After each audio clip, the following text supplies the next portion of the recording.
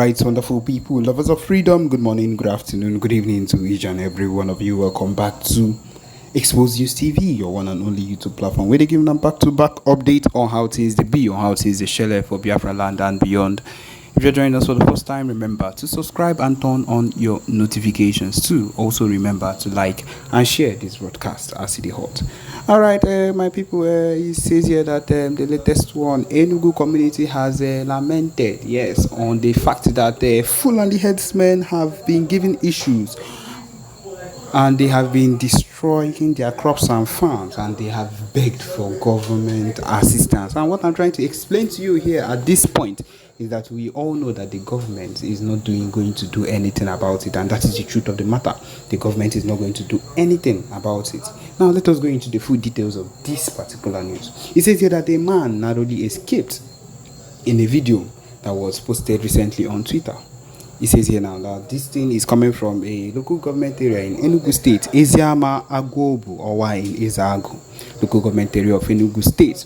It said that residents of that local government area were thrown into chaos on Tuesday when herdsmen abducted a man, his wife, and son while they were collecting firewood in the bush. The man narrowly escaped, as seen in the video that was posted, because there was a video that was actually posted on Twitter. A community leader who spoke in the video expressed distress over the incident, highlighting the ongoing issue of cattle destroying their crops and agricultural farms. He appealed to the Enugu state government to intervene and address the alarming rate of farm destruction, seeking protection for their means of livelihood. The incident has sparked concern and fear among the agrarian community who rely on their farms for survival. The community leaders' plea for government assistance aims to ensure their safety and the preservation of their agricultural resources. Now, the man has narrated. This is what the man said. He said, what happened today is that we cultivated this agric farm. We decided to fence it with our bamboos before we shared it among ourselves because cow destroys our crops. When we started fencing the farm, the herders came and started asking us what we were doing because they would come back and remove the fence. It is the audacity of these people in a different land, in a land that is not yours, is where you have the audacity to come out and say these kind of things. My people, you cannot try this in the northern land. If you try it, you are gone. That's just the truth of the matter. If you make a mistake to try this type of thing, they would stab you there and then. But then this is where the Igbo land is the place where they feel they can wake up and talk anyhow to people that originally own the land. True to their threats, today they came and destroyed the fence. So while they were destroying it, we got information and came and pursued them. They attacked one of our brothers with their sticks and told us that they would return. After we pursued them, one of our sisters and her husband went to fetch firewood from there. From there, they seized the husband, so the wife and son escaped and ran home to tell us. Now, the person in question that was held started narrating how it happened. He said, our dog came and my wife and son escaped, came to make a report that I was seized by the Fulani headsmen inside the bush. My wife escaped with my son when I was exchanging words with them. When I was asking them, will you kill me and kill my wife? For what offense? At that point, I didn't know that my family had already escaped to come home and give information on how to rescue me. When the herders discovered that my family had escaped, apparently sensing danger, they released me. When they released me, I turned and I started calling my wife and son, but they were nowhere to be found. That was when I knew that they had escaped. He narrated. The farm the herders destroyed is located in the agric of Eziama Agwobu, or yes, my people, as idiots, that is what is happening currently. The audacity of these people to abduct a man that is coming to collect firewood from his own land because they've decided to block him or stop them from collecting wood from their own land. This is what these people have decided to do. This is what they've woken up to say that they will stop them from collecting wood. My people, this is a very tragic matter, a very, very heavy matter that needs to be settled immediately. I believe the Biafra Liberation Army needs to do it. When the PM Eba comes out and says a whole lot of things concerning this, people normally say things against it. But my people, looking at it now, these people are capable of murder. And if care is not taken, I am sure they might have done it before. And we are not going to let this particular thing stand. They need to face the wrath of Igbos, of the Biafra Liberation Army. And I'm sure it's going to happen soon. In their political position, those that have committed crimes that they can use to blackmail them, they have used these people to turn us upside down. And that is why we can't even have peace. We can't even get what we want at the appropriate time. If this is our state at this particular point, think about it in so many years coming. It means that we will be so oppressed and compressed in this nation that for anyone to even come out and say, I am an Igbo person, will be treated like people that are not human beings. And my people, it would be the first time that tribalism will be so strong that we will not be able to say that we will not come out proudly to say we are Igbos or we are so and so. My people, it is getting to that time. If you think it is not getting to that time, look at the place where we are now, right now. These are the things that were talked about in the old, that were talked about by our leaders earlier on. Ndi Igbo that were leaders, our Igbo leaders earlier on, that these are the things that will be happening.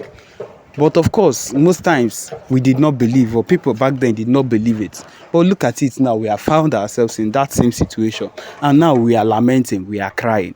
But no, we are not going to stop. My people, I feel like this should just be an eye-opener to people to understand that we cannot survive we cannot dwell under the same people. We cannot dwell under their roof.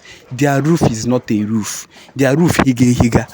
We will surely, the sun will surely strike us if we say we are going to hide under them, because they are not interested in anything that concerns our business. They are only interested in anything that will benefit them.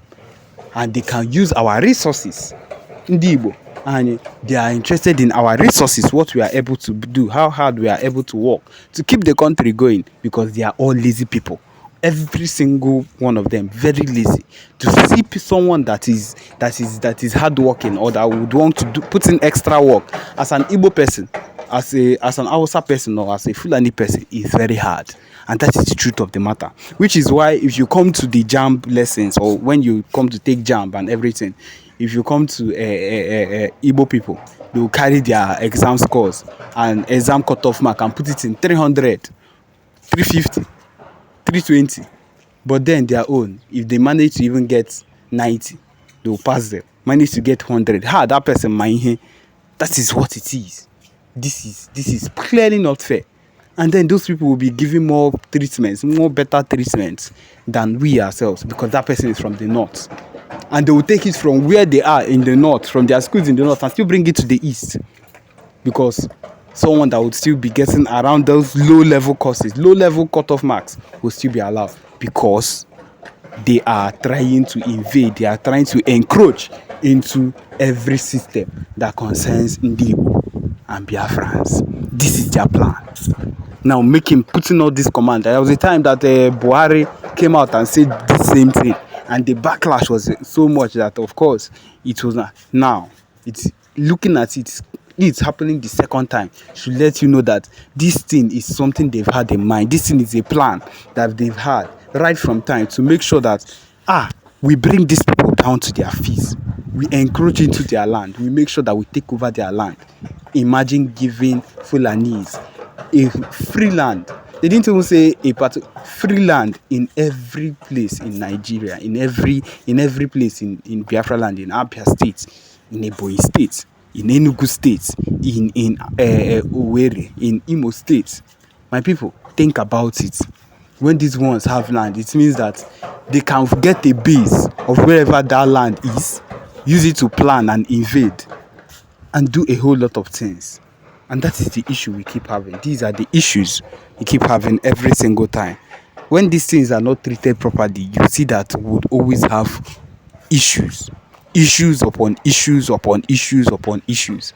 And when these issues start compiling and keep growing and keep going high, my people, it means at some point we will not be able to contain it. But if it starts now, to go against every single thing, to make sure that, to let them know that we are not giving up on our call to get Biafra, then they will come to understand that we are serious and that anything we've ever said has always been serious, and they will take us more seriously, because that is what we need to do, because that is what we are. We are serious people. That is why the Biafra Liberation Army and the Biafra Navy, every single people involved in this particular movement, is working tirelessly to make sure that we get what we want. And so that is the problem. That is the effort we need to keep having. So yes, my people, this is where we come to the end of this particular broadcast. Thank you for joining us. Remember to subscribe and turn on your notifications too. Thank you.